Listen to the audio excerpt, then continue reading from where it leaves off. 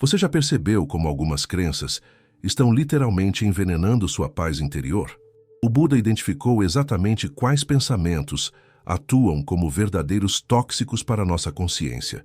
A primeira delas vai te surpreender porque está presente em quase todas as suas frustrações diárias.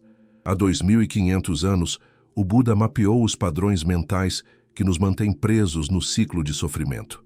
Ele chamou estas visões errôneas de Miccha Ditthi, venenos sutis que contaminam nossa percepção da realidade.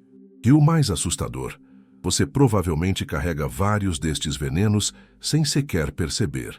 A primeira crença tóxica é a ilusão de permanência, a ideia de que as coisas deveriam permanecer como são. Observe como reagimos quando algo desaparece de nossa vida. Um relacionamento termina e nos agarramos às memórias como se pudéssemos congelar o tempo. Uma oportunidade se vai e ficamos remoendo o que poderia ter sido. Esta resistência à impermanência é o veneno primordial que o Buda identificou como raiz de quase todo o sofrimento humano. Quando internalizamos que tudo está em constante transformação, nosso corpo, nossas emoções, nossos pensamentos, podemos finalmente soltar o controle ilusório e fluir com a vida como ela realmente é. A segunda crença venenosa é sutilmente devastadora. A visão de que a felicidade duradoura pode ser encontrada em experiências temporárias. Analisamos nossa vida como uma série de conquistas externas. O próximo aumento, a casa maior, o carro novo, o relacionamento perfeito. Mas quantas vezes você já conseguiu algo que desejava profundamente, sentiu aquela explosão de alegria, apenas para voltar ao seu estado normal semanas depois? O Buda chamou este padrão de Traisina, a sede insaciável que nunca é verdadeiramente satisfeita. Este veneno mental nos mantém em perpétua busca, sempre adiando a paz para depois da próxima conquista. Se você está recebendo valor destas reflexões, considere se inscrever no canal. Estamos construindo uma comunidade dedicada a investigar as verdades mais profundas da existência humana, não como conceitos abstratos, mas como ferramentas para despertar nossa consciência aqui e agora. A terceira crença venenosa é a ilusão da separação, a ideia de que existimos como entidades independentes, desconectadas do todo. Esta visão errônea cria fronteiras imaginárias entre eu e outro, nós e eles. O Buda percebeu que esta falsa dualidade é a raiz da comparação, do julgamento e do preconceito. Quando observamos profundamente, vemos que não há linha divisória real entre onde terminamos e onde o mundo começa. Nosso corpo é feito dos mesmos elementos da Terra. Nossas mentes são moldadas pelas mesmas influências culturais. Nossas emoções respondem aos mesmos estímulos universais. Transcender esta ilusão de separação não significa perder nossa individualidade, mas reconhecer nossa interconexão fundamental com todas as formas de vida. É ver que o sofrimento dos outros e o nosso próprio sofrimento surgem das mesmas causas e condições. A quarta crença que envenena a mente é a busca constante por prazer e a aversão à dor. O Buda observou como gastamos nossa vida inteira, perseguindo sensações agradáveis e fugindo das desagradáveis. Um ciclo interminável que nunca traz satisfação duradoura. Pense em quantas decisões você toma baseadas simplesmente em evitar desconforto. Relacionamentos que mantemos por medo da solidão. Empregos que toleramos por medo da insegurança. Conversas difíceis que adiamos por medo da confrontação. Esta dança perpétua entre atração e repulsão nos mantém na superfície da experiência, nunca realmente entrando em contato com a profundidade da vida.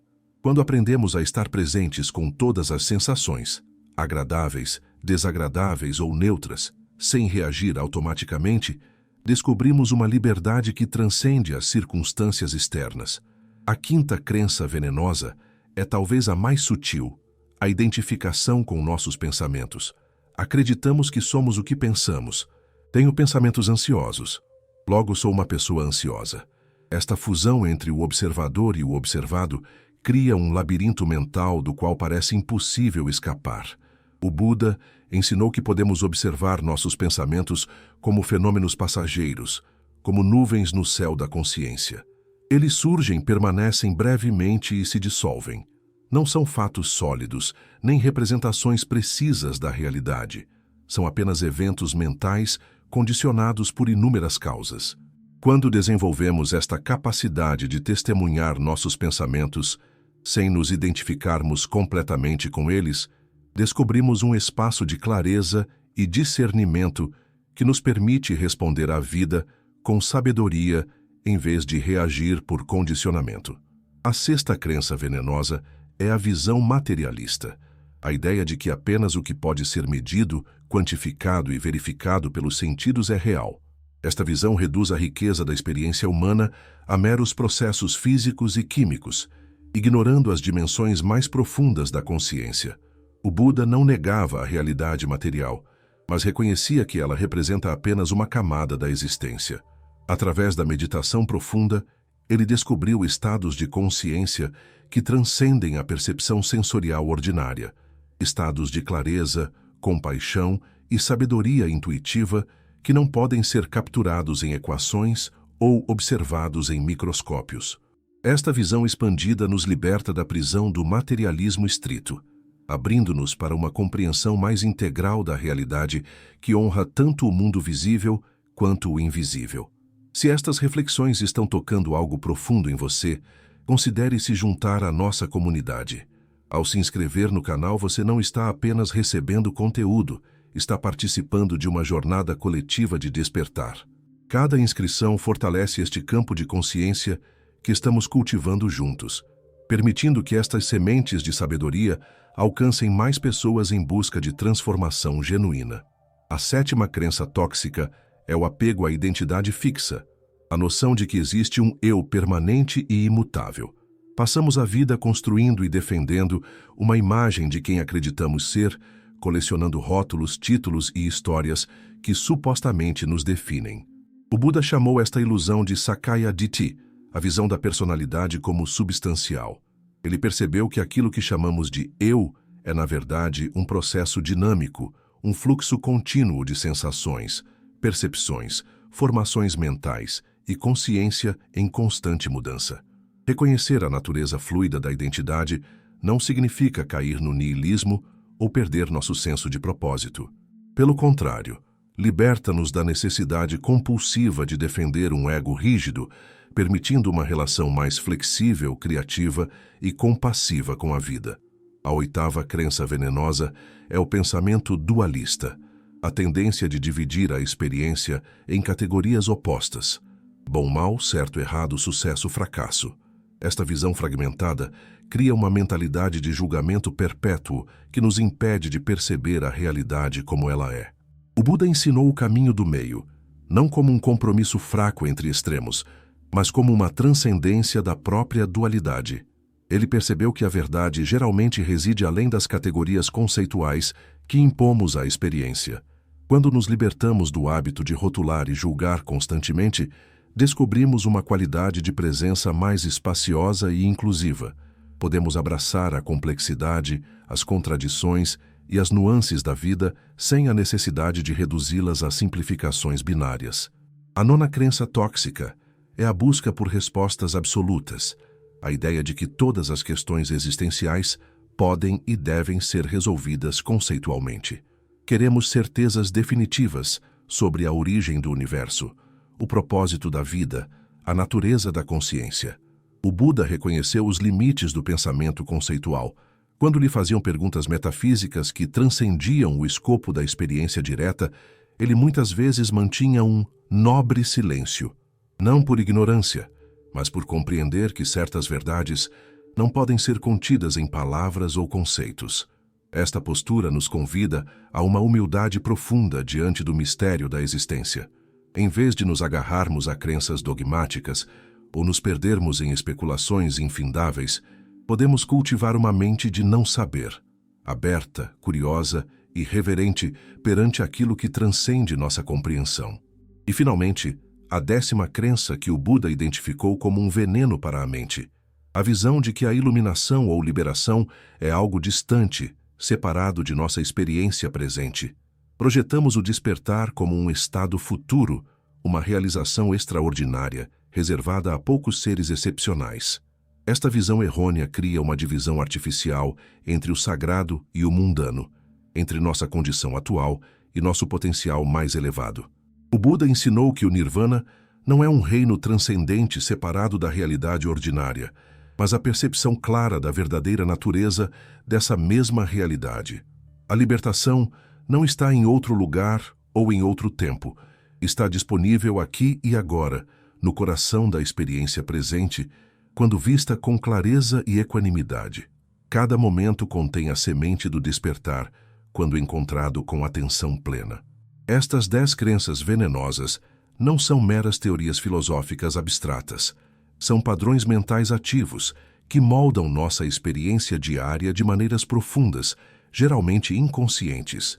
Observá-las em ação em nossa própria mente é o primeiro passo para nos libertarmos de seu controle sutil.